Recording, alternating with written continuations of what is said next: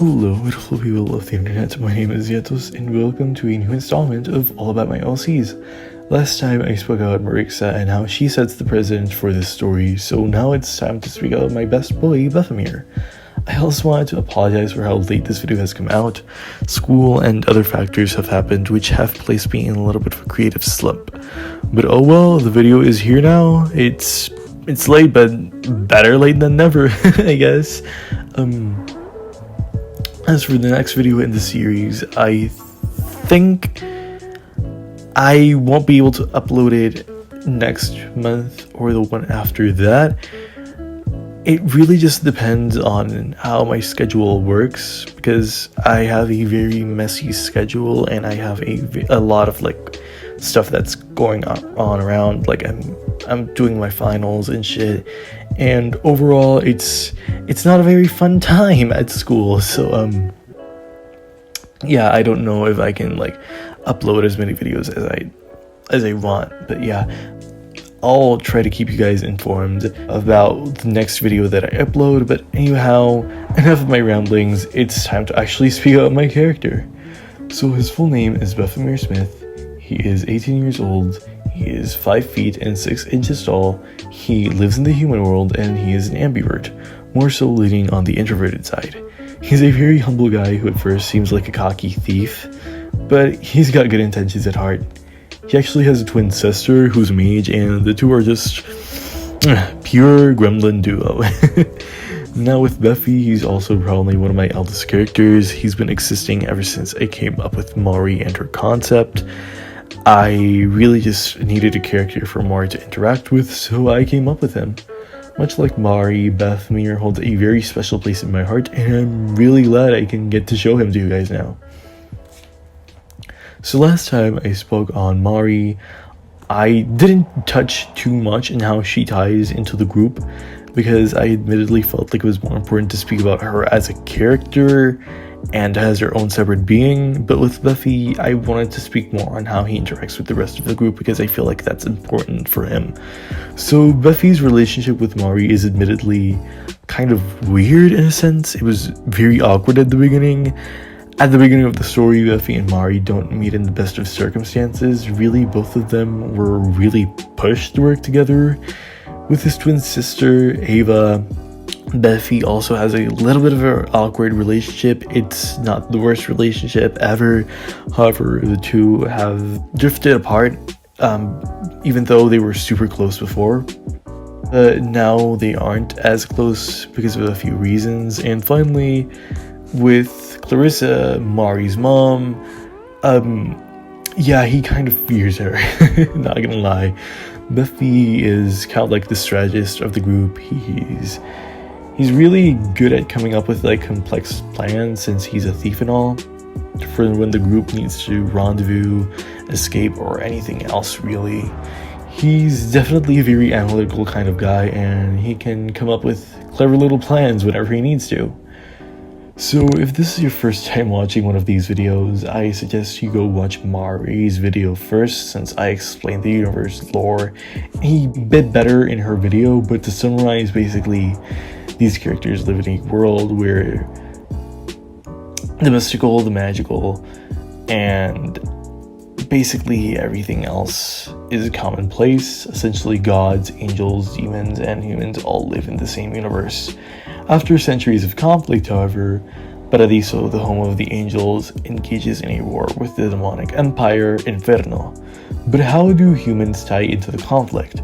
Well, for starters, many human territories share allegiance with either Paradiso or Inferno, depending on where you're from. Beffemere just so happens to live in one of the paradisiac territories near the cloche.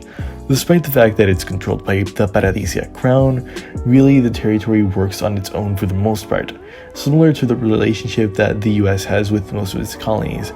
Basically, the paradisiac crown will keep tabs on what's going on in the city or in the territories, but not necessarily getting involved and leaving the territory government to take place in the administrative duties. Despite being wrapped in all of this big war shit, Beffy had a pretty decent life growing up, actually. He grew up with a pretty kind and loving father and with a fun-loving twin sister. Sure, he never knew his mother, but honestly, he grew up just fine with just his dad and his sister. Elijah, his dad, owned a fairly popular restaurant in town and provided a steady income. They weren't rich, but they had each other. Beffy grew up not wishing for much in life. Sure, he wasn't rich, but he was content with his style of life. He had his dad and his sister as a support system and was overall very happy. However, if there was one thing that Beffy was extremely passionate about, it was dance and singing. He ate his sister in his dad's restaurant as a show for the rest of the guests. As they grew older, the family realized that Ava, Beffamere's twin sister, had magical talent. To the twins' surprise, Elijah was not shocked at all to learn about this. It almost seemed like something he was expecting. Beffy sometimes wondered as to why he didn't possess the same abilities as his sister, but overall he didn't think too much about it. Soon his sister went off to hopefully get educated in this school of sorcery, leaving her brother and her father behind. Life became a little bit more monotonous without Ava, but Beffy and Eli still had each other. They were a stronger duo. Until it happened. Elijah had gone ill almost overnight.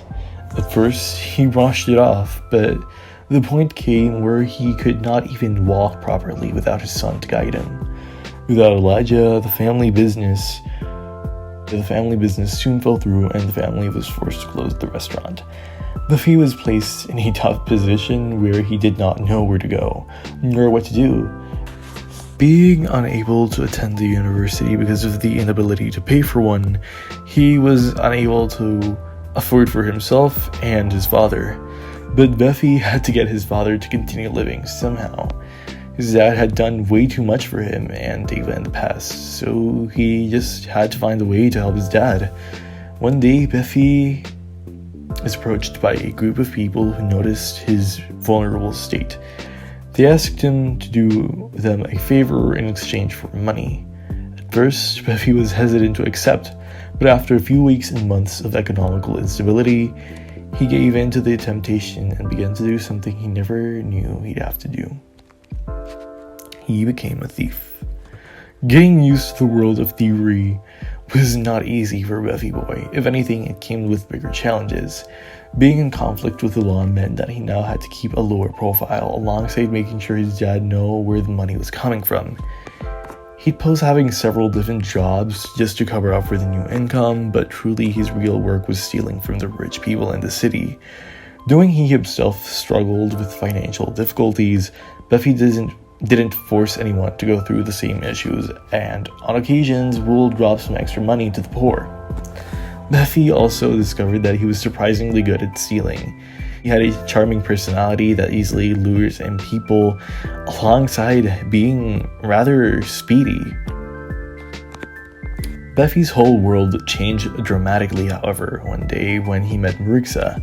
At first, the two really didn't seem to get along. Beffy was cocky, whilst Marixa was distant.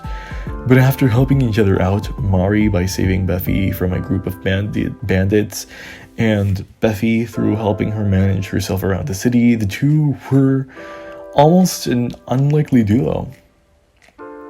When the two separated ways, Beffy was shocked to witness a most shocking and mortifying sight. His father had passed away suddenly. Out of nowhere, a cloaked young man tried to attack Beffemere as well. Mari caught wind of the situation and rushed back to fight back the assassin. She was eventually able to get the young man to leave, but not before noticing the horns that appeared from his head as they fought. The pair couldn't do much more since the house started to catch fire out of the blue. With nothing more to lose, Beffy took Marx's hand and left the place, horror and despair written all over his face. Once in a safe spot, far from the city, Beffy wondered as to why someone would kill his father, as he was a good man. At first, he suspected it was because they wanted to kill him, instead due to his theory. However, Marxa pointed out it may have to do with something even more sinister. She suggested that Elijah was killed because he had connections to the Infernal Empire. Beffy at first refused to believe it. However, after the Nephilim explained how that's the only logical explanation as to why a demon would assassinate a human, he realized how her explanation made all the more sense. If this was true, one thing was absolutely certain. The two would have to stick together, as they were now both on the run from the Infernal Empire. Sorry if that description got a little bit too dark, but yeah, that's Beffy Boy's life. He hasn't had the best life until now, but he tries to keep he tries to see the more optimistic side of things. Now it's time to answer the questions y'all left on the Ask Robo over on Instagram. If you have any more questions, please ask them in the comment section down below. Without further ado, let's get into the meat of these questions. Alright, so first question of this batch is, has his design always been like this, or have you changed him up a bit with time? I think a bit is an understatement. I think that out of this batch of characters, Beffy is the one that has changed the most as time has gone on, because I've always done a little bit of like a few tweaks here and there to his design whenever I just don't vibe with it. Like for example, he originally didn't have a ponytail. He had shorter hair. It was kind of like mid-length, but then I decided that I kind of like wanted to see him with a ponytail, and that just stuck. I just love seeing Beffy with a ponytail way too much, and it just stuck. Another change that was fairly recent is that I gave him purple eyes, and in his original design he had red eyes, and his outfit, oh boy, his outfit has changed way too much. Originally he looked like he was just a normal ass merchant, and now he looks a little bit more like he's a thief. Now he looks like he actually looks like what he does. Next question is, has he ever been put in a situation where his moral code became a problem or an obstacle? Honestly, yeah, kind of. Since he doesn't like stealing from the poor, sometimes it makes it a bit more difficult for him to get money. He still refuses to steal from the poor folk though. That is just, no, he will always try to like steal from people who don't actually need as much money as they have. So yeah, think about politicians and stuff like that. Whenever he like steals money, basically the politicians steal money, and like he you know, like it's kind of like payback. Yeah. Oh boy, how old is this beautiful boy? He seems really young. He's actually 18, like I said before. He's not that young, I guess. Like, he's fairly young, but like he's not super young. Like, he's not like 16 or anything. He's of age, guys. He's of age. Final question of this batch, and then the final two questions that I got. What is your personal favorite aspect of the character? It's honestly the fact that he's so humble and he just wants to help everyone else. He's kind of like a caregiver in a sense. Like, he really just wants to make sure that you are feeling well, that you feel like rested, and he really just wants to like keep his like friends and family safe, I guess.